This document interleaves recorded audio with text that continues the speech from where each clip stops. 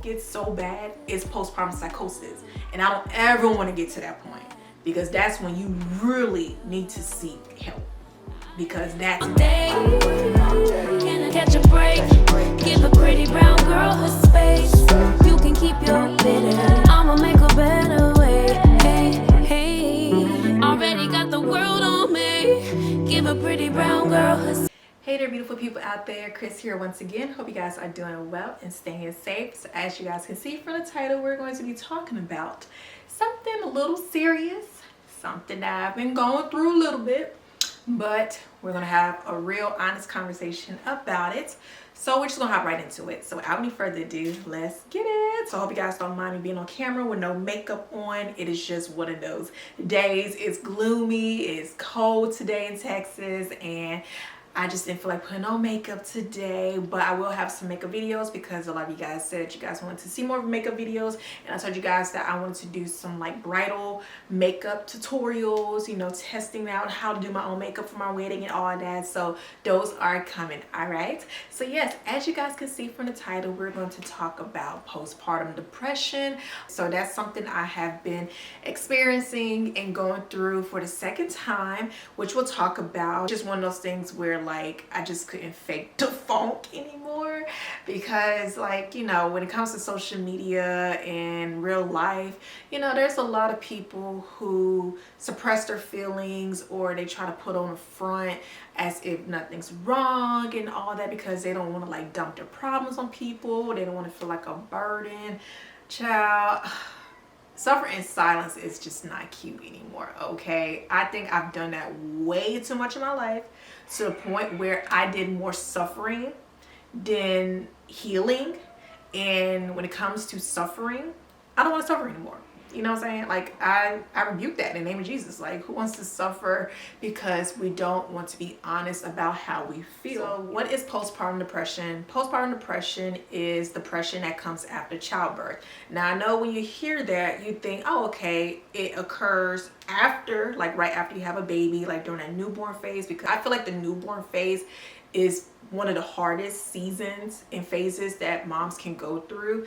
But it's not just straight after having a baby. It can occur during the infant phase. It can occur in the toddler. It can occur when the kid's 9 years old. It's just one of those things. So those who develop postpartum depression are at greater risk of developing major depression later on in life. And there are more than 3 million cases in the US per year. Just a brief backstory. So I have experienced it before.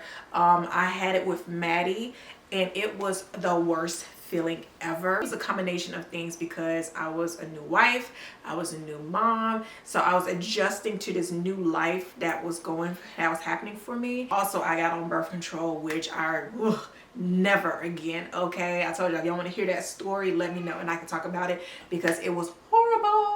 On top of my hormones going through the roof, because I just had this newborn baby and I'm going through this transition and all the things, and then this mixture of man-made stuff to prevent me from getting pregnant again, and it was just a lot. It took me months to, for one, come to terms with it, because I didn't know what was going on with me. Honestly, like, I didn't even know that was a thing.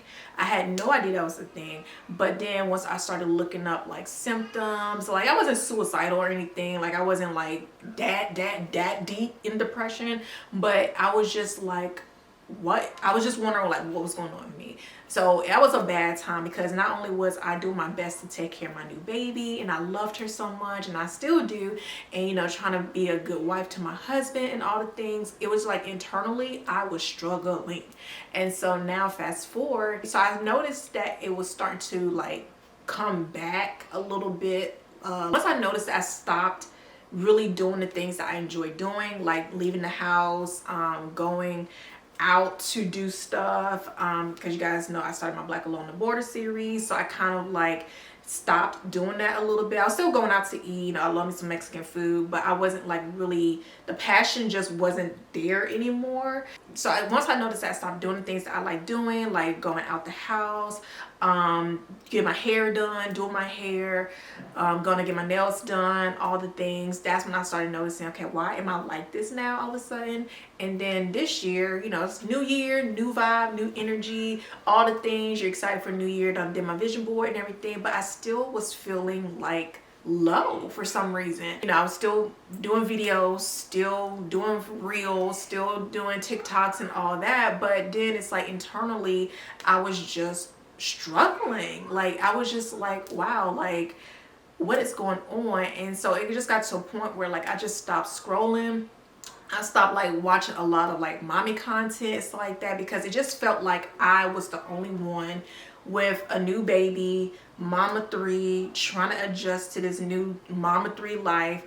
I'm in the middle of nowhere. I have no help, no village. Like it just felt so lonely that I just stopped kind of watching and consuming a lot, because it was just like, it gave off this image as if like, wow, like these moms, they are waking up at 5 a.m. cleaning up their houses. They got their mamas, grandmas, the assistant, nanny, all the things. It felt like everyone had their village and support and all of that, why I did. And so it just came to a point where like I started talking about it in my therapy sessions, and then also like once my husband, because one thing I love about my husband is he knows when something's wrong. Like I could literally be quiet for an hour and he knows that's not me, because I love to talk and I love to do things. I'm a goofball and I like to have fun. But when he notices that something's wrong with me, when he asks, I just start crying, because it's reassuring to know that somebody knows what's wrong. Because like I said, I guess it's the nice person in me. I don't ever like to feel like I'm a burden. I don't want to like dump my problems on people. Like that's why I pray so much. I feel like God is the only person who literally cares, because he says cast your cares upon me, because I care. He's the only one who, not only is he the only one who I feel will listen, but he's the only one who can change the problem. So if I give him my problems in due time, he will start to fix it, but also he teaches me something. So only God can do something like that. You know, only God has supernatural powers like that to do that. Not my husband, not my therapist, not anybody. You know, they can give me the tools and the advice to change my situation, but only God can really fix the deeply rooted issues within. I started talking about it in therapy and then talking about it with my husband. I just kind of started like feeling a little better, but I knew I had to do the inner work to really put it into it and not let it get bad. Because the one night I was nursing Troy and I just was sitting up and I started crying. Like I was bawling, and my husband was like, sweetie, are you okay? Why are you crying? And that's how I knew it was bad. Like it's literally 2 o'clock in the morning. My baby was not sleeping. He was nursing, but he wouldn't stay asleep. And I just started crying. I just started crying because I didn't know what was going on. I was already tired. I was overstimulated. I was exhausted. I was just done. I'm an emotional person, so I cry at a lot of things. But with this, I guess I was in denial about having PPD, that I just fought through the tears, because it's hard. Being a mom is a blessing and it's a beautiful thing, but it is hard. This is no shade to first-time moms at all, but I remember when I was a first-time mom. I'm not saying being a first-time mom is easy and breezy, because it can be. You know what I'm saying? You're responsible for one child. You know, you got the child of your dreams, whether it's a boy or girl or just a baby overall, because you prayed to have a baby. You know, being a first-time mom is a blessing. But when you're responsible for multiple humans, it could be a challenge, because my children are 4 years apart, so they're in different phases of their lives. You know, my daughter's gonna be 10 this year. My son is 5. My baby's about to be 1. So they're in different phases. Like literally, I have an infant, a toddler, and almost preteen. So to navigate each phase of their lives while trying to take care of their well-being and my well-being, it's hard. It is really hard. It is not easy. And when your hormones are through the roof, and you really have no control over it, it's hard. It is really hard. I guess the bigger picture of why I'm experiencing this is more so because I'm raising a baby away from home, miles away from my mom. We're miles away from his parents. We're miles away from civilization. So it just feels like you're raising your child in the middle of nowhere. And not saying that I can't get help. Like, I know some people gonna be like, well, why don't you get help? Why don't you get help? Trust me, I have tried. You know, the lady that was nice enough to watch our kids while I was in birth, she was my midwife's babysitter. She moved. So, you know, it's hard to find good quality people. You know, it's one thing to have people that you know watch your kids, but when you have to really do your research, do background checks and all the things to find somebody that you don't know, because most people here, they have help, but it's people they know. You know, it's their tias or their primos, you know, it's their abuelas watching the baby, so they know them. But me, I don't know anybody here. I'm not gonna have any or everybody coming to my home watching my kids. There are more good people out here in this world. With the way the world is now, it's just hard to trust people. And I know in due time, God will bring us the right person. The sermon is, if somebody's just not a good fit, they're not a good fit. And it may not be they're a bad person, but they're just not a good fit for whatever reason. And I may not never know that reason. But if God doesn't place them in our lives for that reason, for a specific reason, then there must be a reason. And I trust God more than anything. Like I said, it's just more so like the village. And yes, the big guy does help. Big guy is an amazing father, and he's very, very present. Even when he works long hours, like the man will come home, still cook dinner, still play with the kids, still take them to gymnastics, all the things. He is as present as can be, and I'm grateful. Like, my husband is literally father goals, okay?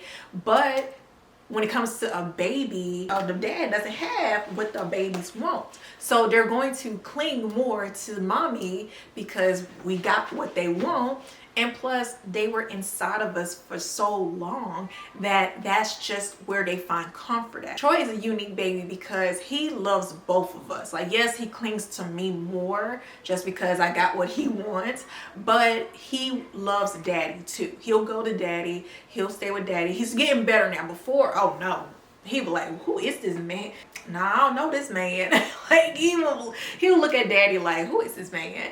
But now he's getting a lot better. So it's nice to know at least I can go 10 minutes by myself and he'll be good with daddy for the time being. As long as he's fed, as long as he's changed, he has Cocomelon playing in the background, he is good. So that, at least that's getting better. No, it's just been a multitude of things. Maybe it's just the distance away from family and friends. It's hard to explain what exactly is causing my postpartum depression, but I know when I get to a point where I don't feel like doing something, like when I'm operating in that mindset where I just don't feel like it or feel like doing something and it's constant, that's how I know it's a problem. Because even with my work, like I would say, I don't feel like recording a video today. I don't feel like putting on makeup to go shoot some content today. Once it was becoming a pattern, that's when I started noticing that that's a problem. Because I love what I do. I love doing YouTube. I love doing content. I love working with brands. I love working for myself. But operating in that mindset has been my downfall. And it has been a big reason why I haven't been consistent, why I haven't been showing up, why I don't like getting dressed, why I don't like doing my hair. You know, this I don't feel like it mindset and mentality is literally hurting me, because that's how depression works. Of course, it's a chemical imbalance, but it's so imbalanced that not only does it affect you mentally, but it affects you emotionally and physically, because emotionally, you don't want to physically do anything. You don't want to work out. You don't want to go to Target. You don't want to go fishing. You don't want to do anything. And so it just came a point where I just got to a point where I just didn't want to do anything. I just wanted to lay in bed, get on TikTok or this and that. And it's just like, now why am I keep doing this to myself? It just got to a point where like I was just like starting to isolate myself. I started feeling standoffish. Like my kids would want me to watch, you know, Mr. Beast or, you know, all these silly things on YouTube. And I'm just like, I don't feel like it. you know, when it comes to my kids, I don't like that because I love my babies. I love my babies. Like, they are literally my biggest blessing, and I love them so much. Love them to death. But, and you know, I try my best as a mom to keep my home peaceful, to keep them clean, and to make sure that we always have good energy, good vibes, positive vibes in my home, because that's just the kind of person that I am. This PPD gets so bad that I just want to not be bothered by them. That's a problem, you know, and I've really been doing better not operating with that, because I don't ever want them to feel like, oh, mommy doesn't want to play with us, or she doesn't want to do videos with us. And it's not me, it's just what I'm going through. And so I just say all that to say it's a real thing. You know, I know when people hear depression, you know, some people, you know, say it because they want attention, or they just, no, baby. When I say I don't want no attention, I don't want nobody feeling bad for me, because trust me, I already feel bad as is. I don't want this energy anymore, but I can no longer fake how I feel. I have been trying my best to get through this is, for one, praying about it, because like I said, God be caring, and it is by his grace that I'm getting up every single day to keep pushing through, and to keep doing what I need to do what he has called me to accomplish in that day. I'm not worrying about tomorrow. I'm not worrying about the next blogger, influencer. I'm not worrying about none of that, because all that's going to do is just stress me out, and it's going to overwhelm me.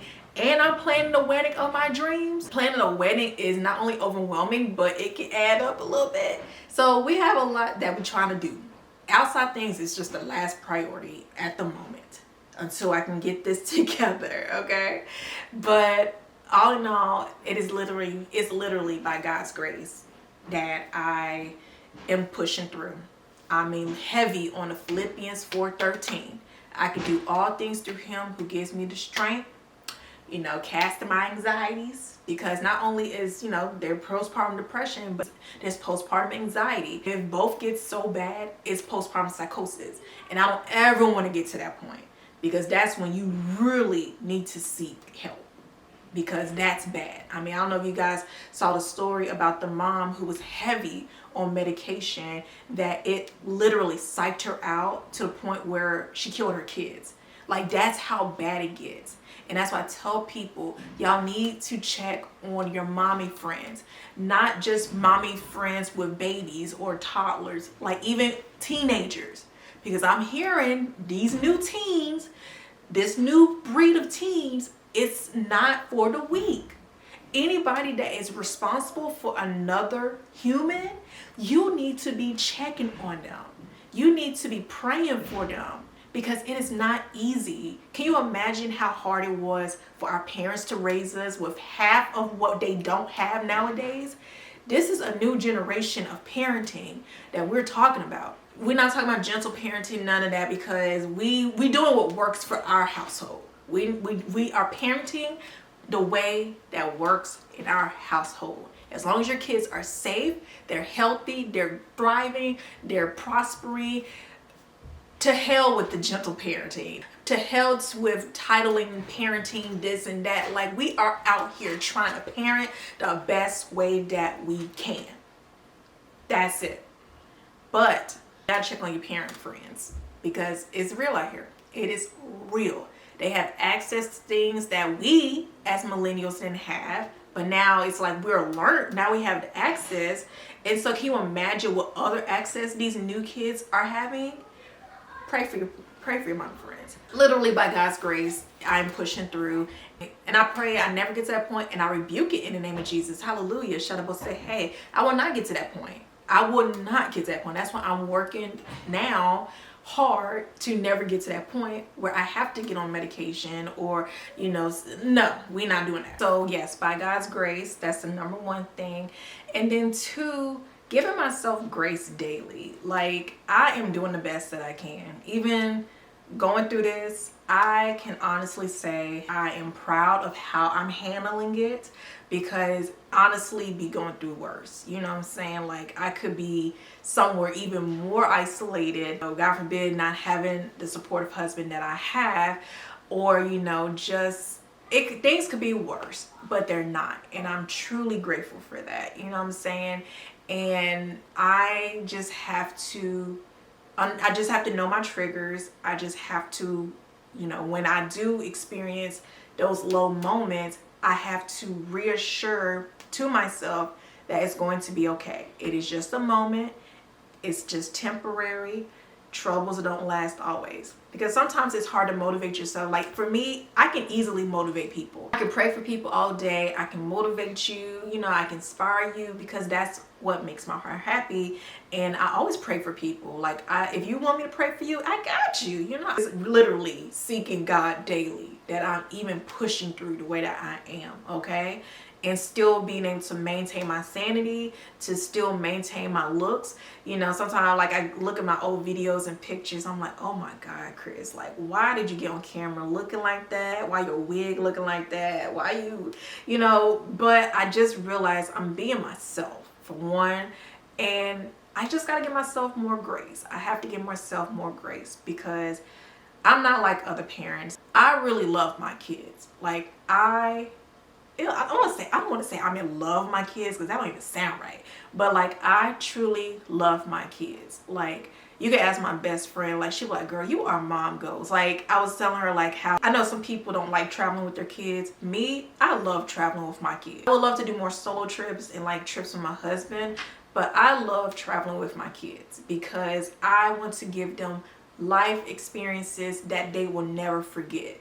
Like, my children, it's like Maddie, she remembers our first Disney cruise. She remembers when we went to the Bahamas and swam with the dolphins. Like, she will always remember that, because I remember, when I traveled with my mom, I always remember the trips that we went on. I want to give my children life-changing experiences, because I want to stop buying them toys, honestly.